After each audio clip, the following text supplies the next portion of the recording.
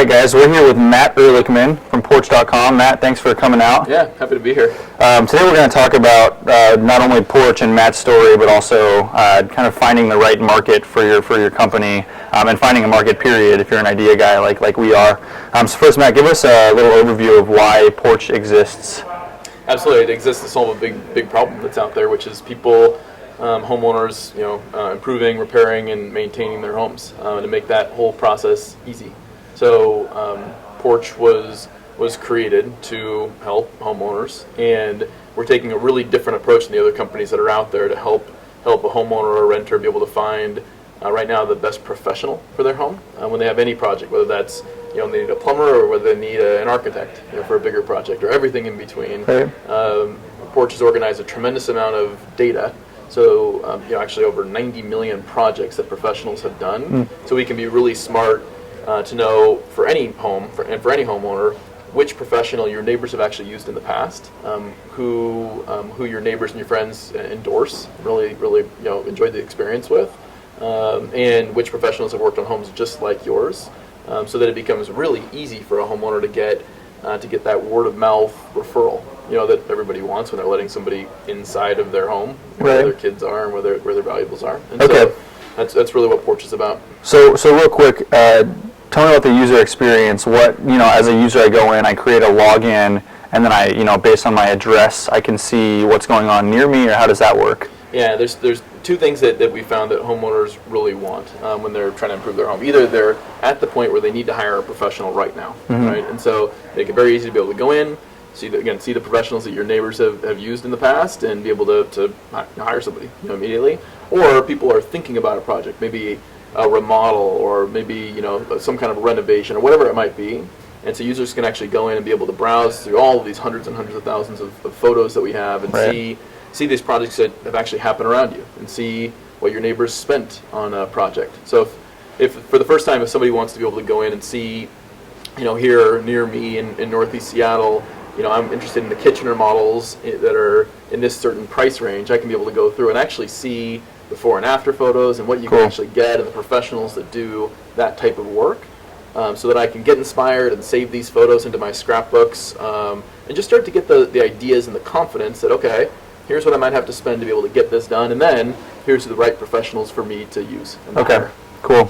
So Matt and I were talking about what to talk about today, and he started talking about his history and where he came from and how it led to where he is today, which largely is we're going to talk about this market fit and finding the market for you. But tell us a little about your history so that we can kind of segue into that. Yeah, I mean, I'm proud to have grown up here in Seattle. I'm passionate about this scene, the technology scene. I've been very fortunate. I've had a good run. So I was down in California for school at Stanford, and I stopped out of school. This was 12 years ago, give or take, 12 or 13 years ago. I like stopped out instead of dropped out. That's nice. I know, that's what they call it down there. Everybody is back in 01, so that'll age me a little bit. But everybody was doing it at the time, back in the heyday. But stopped out, took a year off, came up here and grinded to raise $190,000 from Angels as a college kid. I'm so proud of, and started my first technology company. And we grew it, built it for a year. It was at the point where we weren't going to be able to go raise more money, and so went back, finished school, while kind of babysat that company. And then had a 3.5-year run where we scaled it up. Had a great run, sold it for a little more than 60. And then I was the chief strategy officer of the acquirer, Active Network, and again had very fortunate to have a great run. It was kind of a COO role at Active, so ran 85% of the business, and scaled it. And so we took it from $65 million in revenue to $420 million in revenue over a 4-year run. And I was there and took it public a couple of years ago, it's a total ego play, but it's a cool kind of check the box thing to ring the bell. Yeah, totally. Yeah, it was a cool experience. And then I was a Section 16 officer, so it took 9 months to transition out, and I told my wife I was going to take a year off, and took 2 weeks and on to Porch. Building the next company. Okay, so this was about a year and a half ago, about 18 months ago. You left the job, right? And you knew you were going to do something. You didn't know exactly what that was. And your story is interesting because you really kind of found a market before you decided what the startup was going to be, right? So tell us about that. Yeah, so something that I've learned, which is really important, I think, is that the biggest thing to be conscious about is how high the opportunity cost is. Right. And I knew, when you pick something, you're in it, right? And you're going to be in it for a while. And there's so many opportunities that are out there. I mean, there's an endless number of things to be able to do and businesses to build. And so choosing correctly is really important, right? And that's frankly what will often define how successful you can be. And so spent actually a good bit of time looking at many different markets for a certain set of characteristics. Right.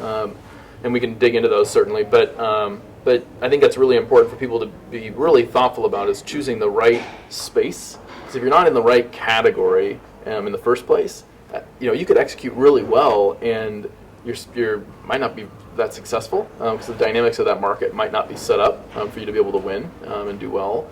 So yes, we took several months really and looked at a number of markets.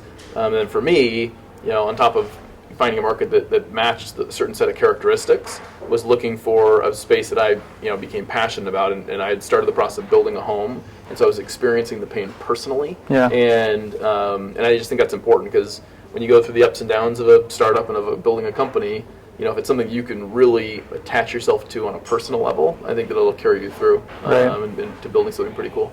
Okay, so you, again, kind of reiterating, you came up with, the market you were going to go after before knowing exactly which idea you were going to use. Yep. I guess, why did you do that when you started out? I know you're basically saying that you wanted to find a problem, and then you can build a solution to it. Yep. But obviously this is kind of a different path, and it's treating you really well. Yep. So yes, exactly right. So I was looking for a certain set of characteristics. I was looking for a market and a problem which was an exceptionally large market, right? So we weren't going to be market constrained. My first business, we were a bit market constrained. It was not as big of a market as I'd like. Very big market, looking for a pervasive pain. And so across these different industries, did a number of surveys, tried to get qualitative and quantitative data around what the actual problem was that people were experiencing. And so try the best we could to get to statistical relevance, so that we could be smart, to really understand the pain that's out there in the world right now. Was trying to find a space in which there was competition. So was not looking to invent a new category.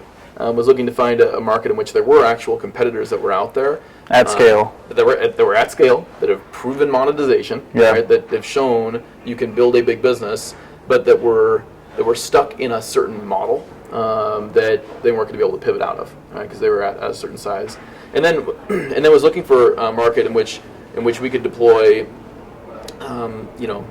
unique solutions and really play to unique kind of strengths that I had and that we had as a team. And for us, one of the big things was data. That was really in our DNA. To be able to go, and so we were looking for a space in which we can go and organize a large set of data that had never been organized before. And use that to do something not only unique but durably unique forever. And so that was a big thing we were looking for. Cool. I think it's really interesting. I mean, taking the model that we normally go after, it's like, I dealt with this problem, I want to build a solution to it, and kind of flipping it on its head seems like a pretty interesting approach. I think it's the right. I mean, it's probably not the approach for everybody. I think it's the right approach. Certainly was the right approach for us. Again, opportunity cost is so high. Yeah. Make sure the market's right, and then once we figure that out, and again, I was starting to experience it personally. At that point in time, went and spent several months, 3 months probably, of running a number of MVPs. So basic concierge models, building little products that you can kind of push people through and see how they interact with different interfaces. Test the economics of the model in terms of how much it costs to acquire a consumer and how you can monetize a consumer. Yeah. All the different kind of key assumptions of the model we tried to really test and get smart on over a 3-month period. And then instead of most startups where they'll continue to be lean and continue to run these little MVPs, there's a different approach that I subscribe to, and that we did, where we used MVPs to get smart on what consumers wanted and what they were going to do, and then we went away for a year and we really went bottoms up, building a data platform and doing all the real hard technology work, so we could pop out with something which was called internally a minimum excellent product, but something that is uniquely different. Right. So we can establish a brand and go through this whole process. When we were running our MVPs, we actually were doing it under a totally different brand. We hadn't picked our name and Interesting. Just to again get smart. Yeah. And then went away, figured out our name, did all the really hard work so we could pop out just a few months ago, and then be able to really accelerate the business. Cool. Awesome. Well, thanks, Matt. So it's porch.com, not a hard one to remember. It's an amazing domain name. So thanks for coming out. No, it's my pleasure. Appreciate it.